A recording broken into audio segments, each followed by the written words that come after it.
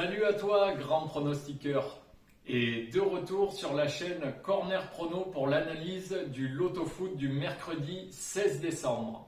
Donc on va commencer avec cette grille avec le premier match Paris-Lorient.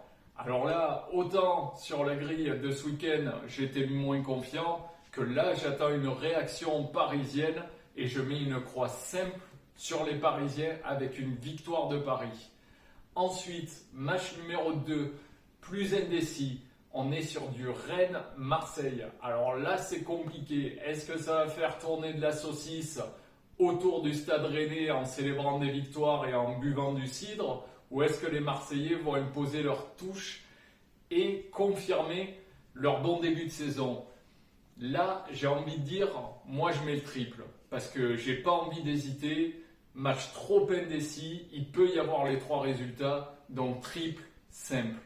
Ensuite, troisième match, Lyon-Brest. Donc là aussi, j'ai envie de dire, on peut se méfier des Brestois, mais je vais faire confiance quand même à Rudy Garcia et donner ma croix sur l'Olympique Lyonnais avec une victoire lyonnaise à domicile.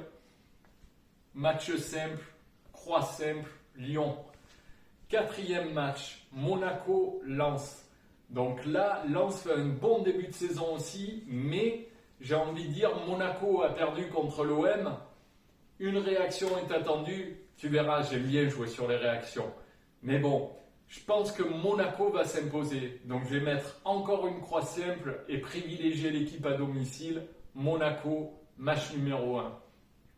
Ensuite, Bordeaux. Bordeaux réceptionne Saint-Étienne. Alors là, c'est le match de l'amitié. C'est deux clubs qui s'apprécient. C'est deux clubs, j'ai envie de dire, il y a toujours eu ce lien entre Bordeaux et Saint-Étienne, de cohésion entre ces deux clubs. Mais là, j'ai envie de dire, il faut que les Stéphanois réagissent. Donc, je vais mettre N2 avec un match nul ou une victoire de Saint-Étienne. Ensuite, match numéro 6. Alors là, Nîmes-Nice. Deux équipes qui vont très mal. Donc là, qu'est-ce qu'on fait? On triple, pas d'hésitation. Les Costières auraient été pleines avec du public, j'aurais peut-être mis un 1N. Mais stade vide, il peut y avoir les trois résultats. Pas d'hésitation, le triple. Septième match, Dijon-Lille. Alors là, j'ai envie de mettre une croix simple sur Lille, mais je vais rajouter le match nul. Pourquoi? Parce que c'est le match qui sent le concombre. C'est le match que j'ai envie de dire, Lille, il y a l'accumulation des matchs. Donc, un peu de fatigue, ça peut faire match nul. Donc, j'ai envie de mettre nul ou 2. Et j'ai même pas envie, je vais mettre nul ou 2. Ensuite, huitième match, Montpellier-Metz. Alors là, tout simplement, Montpellier. Confiance à domicile. Delors, Laborde, Mavidi devant.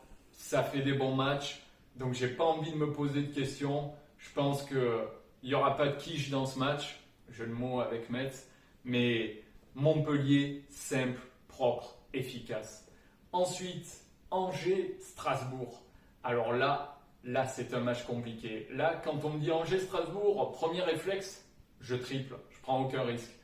Mais bon, j'ai pas envie de mettre un triple sur ce match et je pense que les Strasbourgeois vont réagir et aller gagner à Angers. Je dis bien gagner. Si j'avais un autre double à mettre, je mettrais peut-être un match nul. Mais là, je pense que je vais laisser Angers victorieux 2 à domicile, efficace aussi.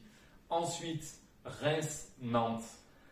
Alors là, Nantes, j'ai envie de dire, m'ont un peu fourré le week-end dernier. Là, je vais leur faire confiance, mais je vais leur faire confiance avec une retenue. C'est-à-dire que je vais mettre les Canaries, mais avec un match nul.